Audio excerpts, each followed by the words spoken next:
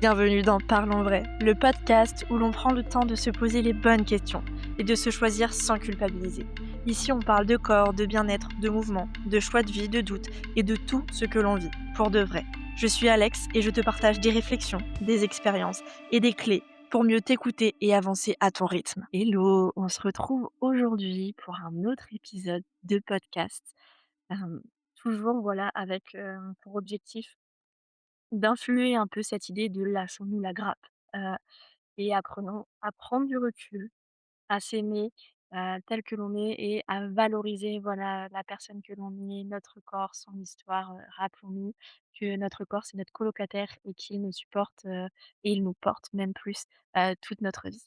Aujourd'hui, le sujet que je souhaite, aborder, c'est plus, cette notion de chiffre. Alors, je pense que ça touche certains hommes, mais je sais que ça touche, presque, entre guillemets, toutes les femmes, encore plus autour de la ménopause, périménopause, en post-partum aussi. C'est un peu, ces chiffres de référence à chaque fois que l'on partage, lorsqu'on est suivi par un médecin, à travers les normes, les références, les recommandations, le poids, tout simplement, sur la balance, l'IMC. C'est 2 choses ou aussi la taille d'ailleurs, j'en parlerai un peu. Mais ce sont ces chiffres-là, ces chiffres qui finalement, souvent, je l'ai déjà entendu à travers des clientes que j'ai pu suivre, bah, peuvent influencer notre mood du jour, notre motivation, comment on se perçoit, comment on s'aime ou pas. Mais finalement, c'est aussi cette question, en fait, est-ce qu'on veut perdre du poids ou combler un vide? C'est un peu, parler de cette obsession, voilà, pour ces chiffres, pour la balance, et libérer un peu, je l'espère en tout cas, même si ce ne sont que des paroles et pas de l'expérience, enfin pas de l'expérience, pas une expérience que vous allez vivre là tout de suite maintenant, mais peut-être que ça va vous permettre, d'expérimenter certaines choses, peut-être de tester mon studio aussi, ou en tout cas ce que je propose. Mais, c'est vraiment essayer de vous libérer par rapport, à ces diktats, ces chiffres, imposés par la société, ces fausses croyances parce que franchement, je peux vous le dire, à travers certaines recherches, je n'étais pas au courant et ça m'a choquée aujourd'hui que ce soit des références et encore une fois ça évolue donc c'est cool. Mais c'est vraiment, en fait, pour vous inciter aussi à vous reconnecter à vos ressentis, à vos besoins, toujours dans cette idée de compréhension, de care à travers, ma méthode. Donc tout simplement cette, compréhension, cet alignement, cette respiration et puis, cette écoute de soi, tout simplement. Et donc notamment, voilà, comme je le disais, heu, autour, de la ménopause. Et là sur ça, je me base, sur, un retour que j'ai eu d'une cliente lors d'un suivi, fut un temps, il y a à peu près peut-être, ouais 8 mois, un an. Tout simplement d'une cliente, qui était, autour de la périménopause, son objectif perte de poids, comme la plupart, je pense des femmes, autour de cette phase-là. Et du coup, en fait, c'est qu'elle faisait pas du tout d'activité physique, elle avait un régime alimentaire très, très restrictif. Donc ça, je vous en ai parlé notamment dans le dernier épisode de podcast qui est sorti, début juillet. Mais, en fait, elle a commencé à bouger. On a vu ensemble aussi un réajustement au niveau de l'activité physique. Donc, voilà, bouger un peu plus, plus de renforcement toujours en gardant aussi de l'activité, cardiovasculaire. Et au niveau de l'alimentation, effectivement, revoir l'alimentation pour avoir une alimentation plus équilibrée et moins être dans cette frustration et dans cette, restriction, pardon, du mal à enchaîner au niveau des mots. Hem Et en fait, elle se sentait mieux. C'est vrai qu'elle, retrouvait de l'énergie et tout, mais elle avait toujours cette obsession sur la balance et en fait, sur la balance, elle voyait que, bah, le chiffre était plus haut. Donc effectivement, chiffre plus haut, panique totale, envie de tout abandonner parce que, finalement, bah, ça correspondait pas à ses attentes, quoi. Il y avait le poids qui remontait et elle comprenait pas.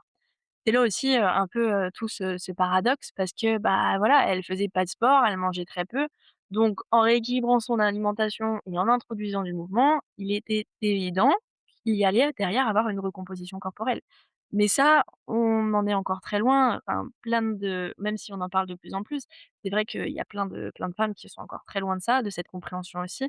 Voilà, bah, le muscle est plus dense que la masse graisseuse.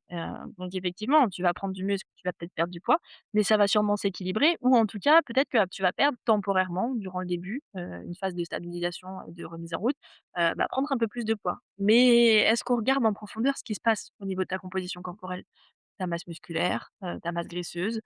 Bah, généralement non, parce qu'on a une balance, basique. En tout cas, si on prend la balance de chez soi, c'est rare qu'on ait une balance impédance métrique et puis, Souvent, en fait, on est tellement déconnecté de notre corps et tellement obsédé par le chiffre qu'il peut y avoir sur la balance ou, la taille de notre vêtement ou notre IMC, qu'en fait, on n'est pas, on n'a pas cette prise de recul quoi sur, OK, mais, alors j'ai pris un peu de muscle, mais finalement je me sens comment? Est-ce que j'ai plus d'énergie? Est-ce que je dors mieux? Est-ce que, finalement, j'ai peut-être perdu quelques centimètres parce que je me sens moins serrée dans mes vêtements? Bah, on a du mal à prendre ce recul-là et c'est ce que je veux vraiment aussi transmettre à travers ma méthode et ce que je propose, c'est, se défaire de cette obsession du chiffre en fait, qui a failli finalement l'empêcher, de continuer et en fait de tout arrêter pour retourner un peu, dans ces schémas types, qui finalement n'étaient pas, adaptés et qui sont adaptés d'ailleurs pour, pour personne à n'importe quel moment de sa vie. C'est un peu ça. Du coup, l'idée à travers, après cette petite introduction, et ce sur quoi je me suis basée pour construire cet épisode, puis finalement je me suis rendu compte que d'ailleurs ce n'était pas, la seule, qu'il y en a plein d'autres encore. C'est, un peu de déconstruire un peu en fait cette illusion des chiffres et déjà de comprendre, OK, cette IMC ça vient d'où? Cette obsession pour cette taille 36, ça vient d'où? Et c'est là où vraiment alors peut-être que vous étiez déjà au courant et franchement c'est top. Mais c'est là où vraiment, ça m'a, choquée et un peu comme j'ai pu en parler dans l'épisode précédent avec le Summer Body Marketing, franchement, c'est un peu ça quoi et du coup bref, ça m'a un peu choquée. Donc on va commencer par, l'IMC. L'IMC et ses courbes, dès notre plus jeune âge effectivement, moi je me rappelle dans mon carnet, de santé, quand tu es petit, tu as, des courbes, pour voir si tu corresponds un peu à la «norme» entre guillemets, mais déjà, définir c'est quoi une norme? Parce que, c'est la même chose quand tu es un petit garçon ou une petite fille, sauf qu'effectivement, déjà, on n'est pas fait pareil et ça va évoluer du coup au cours de la vie, mais il y a des courbes de référence. OK, pourquoi pas. Ces courbes de référence, donc il y a notamment le poids, mais il y a aussi l'IMC. L'IMC, c'est vrai que, tout début de mes suivis, quand j'ai commencé à être formée, on en parlait un peu, mais on m'avait aussi pas mal, parlé de l'IMG, donc c'est l'indice de masse graisseuse, alors que l'IMC, c'est l'indice de masse corporelle. La masse corporelle ne fait donc pas la différence entre ton muscle et entre, ta graisse. Donc finalement, avec du recul et puis il y en a de plus en plus au niveau des coachs aussi qui prennent ce recul, ouais, mais du coup, si tu fais pas la différence entre la masse, musculaire et la masse, graisseuse et comme on l'a vu au-dessus, quand tu es dans une recomposition corporelle, finalement, le muscle est plus gros, enfin plus lourd que la masse graisseuse. Est-ce qu'il serait pas intéressant plutôt de s'intéresser à la différence entre les 2 dans ta composition corporelle? OK? Ce qui est intéressant avec les balances à impédance métrique, j'en ai une, c'est que tu peux voir ce détail-là. Après bon, voilà, il y a des marges d'erreur plus ou moins importantes en fonction de la qualité de ta balance, mais tu peux voir la différence entre ta masse graisseuse, ta masse musculaire, ta masse osseuse, aussi par rapport, notamment à la masse hydrique, hyper important aussi à prendre en compte. Hem Et c'est hyper intéressant dans le suivi, je trouve. Mais l'IMC, est-ce que tu t'es déjà demandé d'où ça venait? Du coup, moi, je me suis posé la question parce que j'aime bien faire des recherches quand même par rapport au podcast, surtout, quand ça parle de sujets comme ça. J'ai pas la réponse à tout, donc j'aime bien quand même avoir des sources. Et j'ai appris qu'effectivement, l'IMC à l'origine, ça a été créé au 19e siècle, par un nommé, Adolphe, Quetelet. Alors je suis pas sûre, Quetelet, pas sûre de bien le dire, bref. En tout cas, c'est pas un médecin, ça c'est sûr, c'est un statisticien, qui, s'est basé, sur un peu, la norme des hommes européens de l'époque déjà. OK. Et donc en fait, l'IMC, vous le voyez, enfin vous l'avez peut-être déjà vu, effectivement, ça fait pas la différence entre la masse graisseuse et la masse musculaire, et encore moins chez la femme qui travaille, qui traverse des fluctuations hormonales au cours de sa vie. Et donc du coup, cette fameuse, masse corporelle, cet indice de masse corporelle qui finalement, correspond voilà, à un certain, calcul, en fait, est né dans les années 1830 et son inventeur du coup, ce fameux Adolphe, il était pas médecin, ni nutritionniste, ni biologique, c'était juste, un statisticien, un astronome, belge dont l'objectif en fait, de départ, c'était juste, chercher à définir scientifiquement un peu, l'homme moyen. Donc encore une fois, entre guillemets, cette question de norme, OK, mais c'est quoi la norme? Alors moi j'ai du mal avec ce thème-là et ce sujet-là, mais bref. Soit. Et du coup, c'était voilà, d'un point de vue mathématique, et donc du coup, pour ses calculs, déjà, il s'est basé exclusivement presque, que sur des données d'hommes blancs et européens. Donc déjà un peu compliqué parce qu'effectivement, il y a beaucoup de nuances à prendre en compte. Et en fait, cet outil, statistique, de base, il a voilà, jamais été, créé pour évaluer la santé d'un individu, bien au contraire, et encore moins celle du coup d'une femme qui, passe par des changements hormonaux. Et pourtant dans les années 70, il y a des compagnies d'assurance américaines effectivement qui, s'en sont emparées, parce que je pense qu'au niveau marketing, c'était pas mal, pour venir indexer leurs tarifs et puis, avoir un peu, ce suivi, par le corps médical. Et puis alors en 95, bah, l'OMS en fait a officialisé justement un 7e C comme seuil, en fait, comme seuil actuel, enfermant finalement des millions d'êtres humains, de corps, dans des cases, de «normes» entre guillemets, de «surpoids» entre guillemets, qui finalement ignorent complètement la masse musculaire, la densité osseuse, la génétique, la masse graisseuse, bref, toutes ces notions à prendre en compte et qui je trouve sont hyper importantes. Aujourd'hui, ça évolue, voilà, dans le suivi, au niveau des nutritionnistes, des coachs sportifs, et c'est top. Franchement, c'est vraiment bien parce que pour moi, cette nuance, elle est hyper importante à prendre en compte.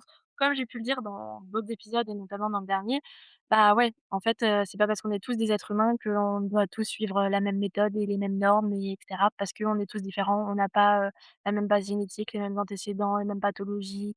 Enfin, il y a plein de choses qui changent même, pour, une même femme, du même âge, qui a les mêmes pathologies, antécédents, elle est pas dans le même milieu social, bah, OK, en fait, ça va changer. Donc c'est tout ça aussi à prendre en compte. Donc déjà, c'est se dire: «OK». Déjà, première chose, l'IMC, c'est utilisé comme norme, mais finalement, de base, c'était pas trop pour la santé. Donc déjà, je trouve que ça, c'est un truc, assez affolant quand je l'ai appris. Deuxième chose, on va parler, de cette tyrannie un peu, cette obsession pour la taille 36, pareil. Franchement, c'est une invention marketing, tout comme le summer body, des choses dont il faut se détacher. Et encore une fois, voilà, je ne critique pas, voilà, moi la première quand j'étais plus jeune, j'étais obsédée par mon poids et au point de compter chaque calorie et je déconse enfin je désencourage, ouais, je suis pas sûre de ce conseil, bref, je n'encourage personne à avoir cette stratégie-là parce que c'est pas bien et puis on se déconnecte complètement des sensations et du rapport à son corps. Mais bah, la taille 36, c'est un petit peu la même chose. En fait, c'est qu'effectivement, c'est ce rapport des femmes à leur, silhouette et ça a énormément changé, en fait, au cours des siècles, et notamment avec cette industrialisation, de la mode, cette fast fashion et cetera. Bah, en fait, voilà, fut une époque, les vêtements, ils étaient faits, sur mesure. En fait, c'était le corps qui indiquait un peu la forme du vêtement. Aujourd'hui, pas du tout, parce qu'avec cette fast fashion, il faut correspondre à des normes, avec c'est l'arrivée un peu du prêt-à-porter effectivement, bah, c'est à des normes vestimentaires et bah, voilà, je vois par exemple par rapport, à Shein là ou Shein comme en fonction comment vous l'appelez, bah, quand je parle avec, certaines femmes, bon, il y en a qui me disent: «Bah, ouais, mais en fait, certes, il y a plein de vêtements, mais il y a pas ma taille». Enfin, c'est toutes ces choses-là, plein de marques, où effectivement c'est à la «mode» entre guillemets, mais tu pas à y trouver ton compte en fonction de ta morphologie, ta forme. Et moi-même qui fais du 36-38, bah, quand je vais dans des boutiques, comme Primark, bah, c'est c'est de la fast fashion, c'est, voilà, c'est du prêt-à-porter hyper rapide, pas cher. Mais je vois par rapport aux jeans, bah, en fait, j'arrive pas à trouver la taille qui me va. Soit en longueur, c'est bien, au niveau de la taille, c'est trop grand, soit au niveau de la taille, c'est bien, mais du coup, ça passe pas au niveau des hanches et puis en longueur, c'est trop court. Donc en fait, le rapport, il s'est inversé. Finalement, c'est, à l'époque, c'est le vêtement qui s'adaptait à la morphologie, puis aujourd'hui, c'est la morphologie qui doit, entre guillemets, «s'adapter aux vêtements». Et du coup, bah, en fait, c'est le corps de la femme qui a un peu, dû s'adapter et qui a dû répondre aussi à certaines normes, certaines grilles de taille standardisées et industrielles. Et je pense que c'est ça aussi, du coup, qui a incité un peu à cette, fameuse, taille 36. Et pourtant, bah, il faut se rappeler un peu au niveau de l'histoire, très succinctement parce que je vais pas faire, un détail de l'histoire, de la mode, du corps et cetera, parce que c'est pas mon domaine de prédilection, donc je me base encore une fois que sur des recherches, mais ça a énormément évolué, des années, 50 effectivement où, la forme typique, la morphologie typique avec un peu l'époque, de Marilyn Monroe, bah, effectivement, c'était un peu la forme un peu en sablier, une taille fine, avoir des hanches, de la poitrine généreuse et cetera. Ou, bah, là, les rondeurs, c'était vraiment, la bonne santé, c'était hyper important. Ou, bah, là, dans les années 60, on arrive effectivement à un moment où c'est, ouais, des mannequins hyper fins, enfin voilà, fallait être, super fine, longiligne, et cetera, où la minceur extrême un peu c'était, le symbole, voilà, de la libération de la femme, de la féminité et tout. Et puis on arrive dans les années, 90, Où là, voilà, c'est une minceur encore, plus radicale où voilà, avec les vêtements et cetera et puis on arrive, dans les années 2010, aujourd'hui, où on est passé, à la forme, à fond, avec cette idée encore une fois de summer body, avoir, des formes, être musclé et cetera. On demande aux femmes d'avoir, entre guillemets, «des fesses», ouais, hyper importantes, des hanches et cetera, mais avoir un ventre plat, des cuisses fermes, sans cellulite et cetera. Mais en vrai, cet idéal, il est presque, impossible à obtenir, naturellement, pardon et c'est que ça pousse, à mettre en place, des recours un peu excessifs, que ce soit à travers la chirurgie. Encore aujourd'hui, ça évolue un peu, notamment avec, les références, tout ce qui était Kardashian et tout, à revenir un peu au naturel. Mais même au niveau de la pratique sportive, cette obsession du, body goal, d'aller à la salle de sport et cetera, d'aller à la musculation, aujourd'hui, c'est une mode, je le vois et ça incite du coup, bah, aussi des femmes, de 40, 50, 60 ans à dire: «Ah ouais, il faut aller à la salle parce que tout le monde y va, parce que c'est bien, ça va m'aider à avoir, ce corps, que tu vois à la salle», des femmes, et j'en fais partie, hein, des femmes de voilà 25-30 ans, qui sont bien faites, qui sont musclées et cetera. Ou alors avoir des choses sur les réseaux sociaux où on prône que le pilate va te permettre, d'avoir ce corps, élancé, tonique et cetera, ce qui est, de la foutaise, hein, parce que, personnellement, effectivement, j'utilise beaucoup le pilate comme outil parce que c'est top pour la posture, le renforcement profond, la respiration et cetera. Mais je dis, hein, le corps que j'ai, oui, il y a du pilates, en tout cas pour tout ce qui est sangle abdominale, tonique, posture et tout. Franchement, depuis 1 an et demi où j'en pratique beaucoup plus aussi à titre personnel, ça fait la différence. Mais, je le mens pas, hein, je mens pas. À côté, moi, je fais, beaucoup de renforcement musculaire et de musculation aussi. Mais bref, je m'éloigne un peu, mais c'est pour montrer que le corps et en tout cas le body goal, et le corps de référence a énormément évolué au cours des époques et que ça sert toujours de référence. Mais finalement, ça incite aussi toujours la femme à se remettre en question, à se critiquer, à s'autocritiquer, à critiquer l'autre aussi, à juger l'autre. Finalement, on juge souvent l'autre, par, une forme de jalousie et d'autocritique, hein, parce qu'il y a un peu aussi, on envie un peu, voilà, les autres et je trouve ça dommage, en fait, c'est que ça incite toujours cette comparaison alors que, bah, entre guillemets, «merde», apprenons à aimer notre corps tel qu'il est parce qu'on n'a pas tous la même vie, tout le même passif, génétique et cetera et puis on fait pas les mêmes choses non plus et puis comme je dis toujours, on sait jamais la personne qui est en face, on sait pas ce qu'elle a vécu, on sait pas ce qu'elle met en place, donc une image, c'est bien, mais on sait jamais ce qui se cache derrière. Bref. Mais en tout cas, ce besoin de contrôle, que ce soit l'IMC ou le poids ou la référence, de la taille, on est un peu toujours obsédé par ces chiffres parce que c'est des choses qui sont ancrées dans notre société. Alors en tout cas, beaucoup en France et en Occident, ce sont des références, même au niveau médical, même si ça évolue.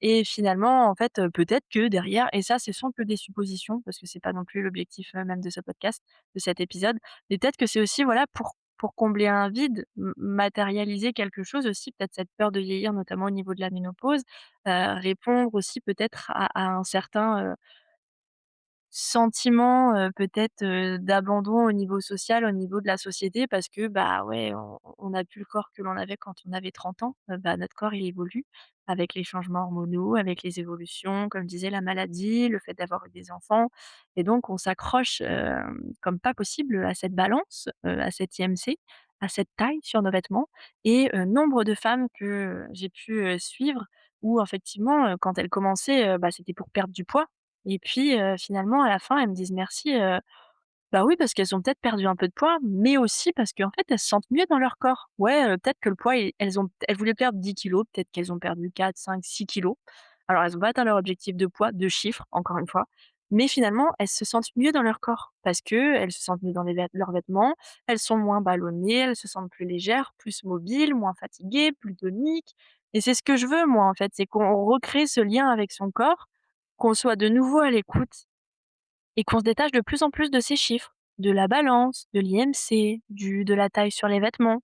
OK, par exemple, OK, au lieu de prendre, le poids comme référence, prends un vêtement que tu aimes bien comme référence sans, te fixer sur la taille, mais juste le vêtement. OK, peut-être qu'au début tu arrivais plus à le mettre, puis maintenant, tu arrives à le mettre et tu te sens bien dedans. C'est ça aussi, l'importance, il y a plein d'outils pour travailler sur ces choses-là. Donc oui, l'activité physique, oui, l'alimentation, oui, la respiration, mais au-delà de ça, je trouve que le travail sur, la photo se voir en photo, bah, des photos qui nous mettent en valeur, les vêtements aussi, mais l'importance que ça a sur l'image qu'on a de soi, sur la confiance en soi, sur l'amour de soi, mais franchement, c'est énorme. C'est vraiment je veux vous inviter, et ça vaut aussi, je pense, pour les hommes, même si c'est pas ma cible de cœur, mais, c'est vous inviter à prendre du recul. Détachez-vous de ces chiffres, même si c'est très facile à dire, mais parce que c'est ancré, dans notre société, dans le suivi médical, dans la santé, dans nos croyances, dans nos références aussi physiques. Mais non, détachez-vous de tout ça. Reconnectez-vous à votre corps, à vos besoins, à vos ressentis, aux choses qui vous font du bien, à l'image, à la photo, aux vêtements. C'est réapprendre vraiment à aimer son corps et se lâcher la grappe. Je ne peux pas, plus dire. Mais du coup, le lien avec la ménopause aussi et ou ce bagage, historique, notamment par rapport à l'IMC, au poids et tout, et puis du coup à la taille aussi, sont importants en fait. C'est aussi, vous montrer ces choses-là. Bah, c'est basé sur quoi de base? Mais ça a aucune base, aucune preuve scientifique ces choses-là, ces références. Et c'est là où justement, je vais vous montrer que ouais, aujourd'hui, bah, effectivement, peut-être que vous êtes dans cette cible-là et puis il y en a aussi des plus jeunes. Bah, celles qui ont entre 40, 60, 70 et alors, 80-90 ans, elles ont grandi en plein cœur dans les années, 70, 80, 90 et 2000 où effectivement, bah, clairement, les régimes restrictifs, les magazines qui traquaient un peu la cellulite des stars, les références de minceur et cetera pour rester jeune et tout, bah, c'était vraiment, on le répétait non-stop, non-stop, non-stop. Mais ouais, mais c'est pas une référence en fait et c'est ça qui a ancré aussi de fausses croyances, des injonctions aussi au niveau de la société où aujourd'hui, on l'est encore même si voilà, ça évolue et c'est trop, trop bien franchement, je trouve ça trop cool. Hem mais quand la ménopause arrive, bah, en fait, on doit faire face aux changements physiques et en plus, on doit faire face à toutes ces injonctions qui nous arrivent en pleine face, parce qu'effectivement, le corps va naturellement changer et c'est normal. Il y a une recomposition corporelle avec la baisse d'œstrogène et tout. Je vais pas repartir sur ces changements-là et parce que j'en ai déjà beaucoup parlé. Mais oui, le corps évolue. Donc finalement, il y a un petit conflit interne entre, bah, la femme qu'on voit où son corps, change, d'une façon où tu peux pas contrôler parce que oui, il y aura des changements, même si tu peux, voilà, anticiper, mais aussi, parce que, on nous a éduqués avec le fait que, bah, l'IMC c'est la référence, la taille 36 c'est la référence, le poids sur la balance, c'est la référence, depuis qu'en fait, on est jeune, adolescente et quand on voit tous ces changements, bah, on est un peu bousculé de partout, on se sent coupable, on dit que c'est de notre faute, qu'on fait pas assez, qu'on doit mettre toujours plus de routine en place, plus de cardio, faire plus attention au niveau de l'alimentation et cetera, se peser tous les jours et puis finalement, tout ça, ça nous pèse, c'est de la charge mentale, quoi. Alors que déjà les outils qu'on utilisait à l'époque, bah, c'est plus les mêmes outils aujourd'hui. Donc c'est vraiment mettre en avant, écouter votre corps et apprendre à se détacher de toutes ces injonctions et c'est vraiment ce que je veux faire à travers mon travail, à travers ma méthode. C'est vraiment accompagner les femmes, oui, en utilisant l'alimentation, le sport, la respiration, la posture, le pilates et ainsi de suite comme outils, mais c'est aller plus loin en fait, c'est vraiment se réconcilier avec son corps, se reconnecter parce que oui, la balance, c'est pas un exemple, elle vous ment. Oui, toutes ces injonctions, c'est taille 36, c'est, summer body, c'est du marketing et on vous ment. Et surtout que c'est pas bon parce qu'en fait, finalement, adopter ces choses-là, ça va pas nous aider. Généralement, ça va avoir l'effet inverse, que ce soit les régimes restrictifs, le sport à outrance pas adapté, se baser trop sur, la balance. Toutes ces choses-là, c'est des choses qui généralement vont avoir un effet inverse, ou en tout cas ça va peut-être fonctionner un temps et puis après vous allez revenir sur vos habitudes et puis, bah, voilà, le rapport à vous-même, des fois j'entends des paroles, franchement c'est dur, quand je vois une femme que je suis ou, mes proches, traversent cette période-là et qui se dit: «Ouais, quand je me regarde dans le miroir, on dirait une grosse vache». Bah, ouais, moi ça me fait de la peine parce que, bah, déjà je me dis: «Je vais passer par là moi aussi» et puis, bah, ça me fait de la peine de voir des personnes que je suis ou des personnes que j'aime, se critiquer comme ça alors qu'en fait, c'est des femmes, elles sont super belles. Donc c'est ça en fait et c'est pour ça que je veux vraiment vous, relancer sur: «OK, quels sont mes ressentis dans mes vêtements? Quel est mon niveau d'énergie? Comment est mon sommeil, ma digestion?» et ça, c'est vrai, ça, c'est la vraie santé métabolique où on s'intéresse vraiment à ce qui se passe. Hem, donc effectivement, pour finir, on vous demande de faire une taille 36-38 à 50 ans avec, les critères d'un statisticien, des années, voilà, du 19e siècle avec un marketing, des années 90, mais en fait, votre corps il est pas cassé, c'est juste qu'on est encore dans un système, où on vous regarde, où on juge parce qu'il y a encore plein de croyances, plein d'injonctions et encore une fois, ça évolue et c'est trop bien et du coup, je suis trop cool, enfin, c'est trop cool et je suis trop contente, pardon, que, les paroles se libèrent aussi par rapport à ça, même avec les réseaux sociaux, c'est trop, trop bien. Même si du coup, bah, il y a encore un peu de tout, mais ça évolue et c'est trop, trop bien. Donc du coup, mon conseil un peu, pour ce mois-ci et pour toute la suite, c'est, rangez vos balances. Rangez, enfin non, rangez vos balances par rapport à l'IMC, mais on s'en fiche, c'est pas le plus important, OK? Mais concentrez-vous sur vos ressentis. Rappelez-vous, en fait, que la reconnexion à votre corps, ça passe pas par des chiffres et des maths, mais ça passe par la conscience de soi et cette écoute de soi aussi, OK? Et c'est vraiment ce travail où je veux qu'on se lâche la grappe, qu'on se libère, de cette charge mentale et qu'on mette en place un rééquilibrage qui est vraiment personnalisé, j'ai du mal à parler, personnalisé selon aussi vos besoins tout simplement et pas par rapport à des attentes, de la société. Voilà, tout simplement. Donc mesdames, apprenons à nous lâcher la grappe et tout simplement, à nous aimer tel qu'on est, c'est tout. C'est sur ça que je terminerai, cet épisode de podcast. Bref, j'espère que ça vous a plu, j'espère que ça a résonné en vous aussi. N'hésitez pas à vous abonner à mon compte Insta ou à ma chaîne YouTube aussi où je parle beaucoup de toutes ces choses-là. Je les mets aussi, en pratique de façon visuelle et si vous avez la moindre question, comme d'habitude, c'est avec grand plaisir. J'adore échanger sur ces, sujets-là et aussi qu'on vienne me bousculer parce que c'est important, je trouve. Donc voilà, avec grand plaisir pour échanger et à très vite, sur d'autres posts, d'autres vidéos ou bien, mon prochain épisode de podcast.